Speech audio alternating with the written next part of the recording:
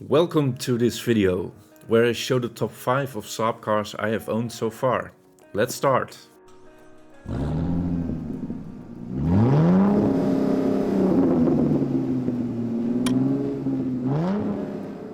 In total I have owned around 20 cars, most of which were from the Scandinavian brand Saab.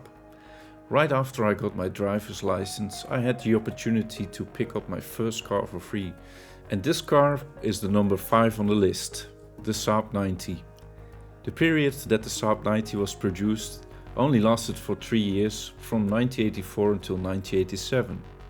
The model was basically a combination of the Saab 99 front and the Saab 900 rear end. It came with a 2-liter H engine, producing up to 100 horsepower. The one I owned had a 5-speed manual gearbox and a Zenith carburetor.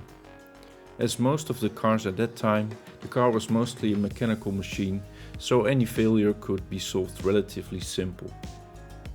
The only common issue I had with this car were the front brakes. They got stuck once in a while, the handbrake, and not to forget the famous roof carpet that was hanging down because of bad gluing. Another issue was a mechanical fuel pump failure. This issue was also quite common, but in general the car was very reliable. I made some holiday trips with it and it never let me down. The number 4 on my list is the predecessor of the 90, and that's the Saab 99. I owned a 1973 version called the Saab 99L.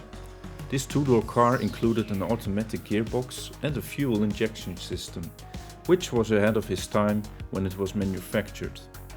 The Saab 99 was fitted with a 2-liter Saab D engine, and like the Saab 90, this car was also built in Finland. I had this car for around 2 years and then sold it because there were a lot of issues with the internal water pump and also with the bodyworks. Besides this, I wasn't a big fan of the manual gearbox either. And number 3 in the list is the Saab 900 Turbo NG. As the classic 900 Turbo was the most popular car at the time, I never owned it.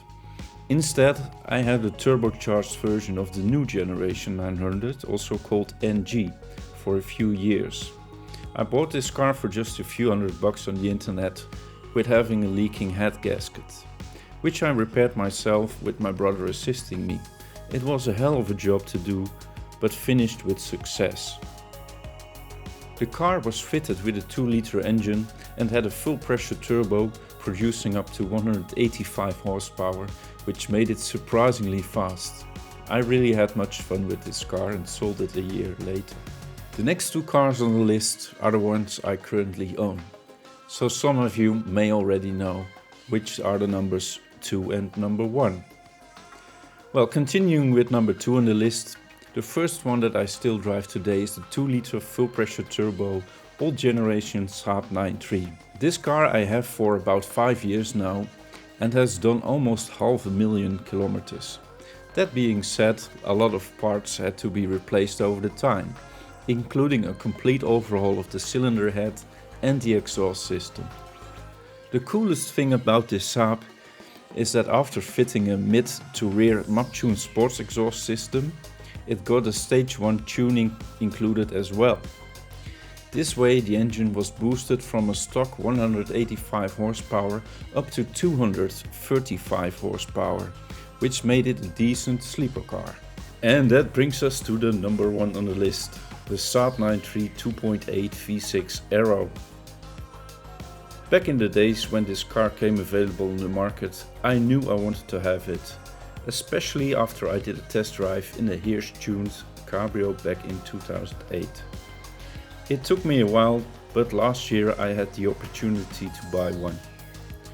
This sports sedan has a 2.8-liter V6 engine producing up to 250 horsepower. It is fitted with a 6-gear manual gearbox and an aftermarket mid-to-rear BSR sports exhaust. The Aero version of the Saab has many high-performance features to improve the handling in the corners compared to the standard model, like stiffer suspension and improved braking. Besides the Aero features, I really like the V6 as it seems to have endless torque. In acceleration, it may not differ that much from the old model 93, but this thing just keeps going. when you put down your foot. Besides the performance, it's also a great looking car. The car is not tuned yet, but I'm planning to give it a Maptun stage 2 soon. And with this number 1, we are at the end of this video. Let me know in the comment below what is your top 5 of Saab cars. Also, if you enjoyed it, don't forget to give it a like and subscribe to the channel to not miss any of the future content. Thank you for watching.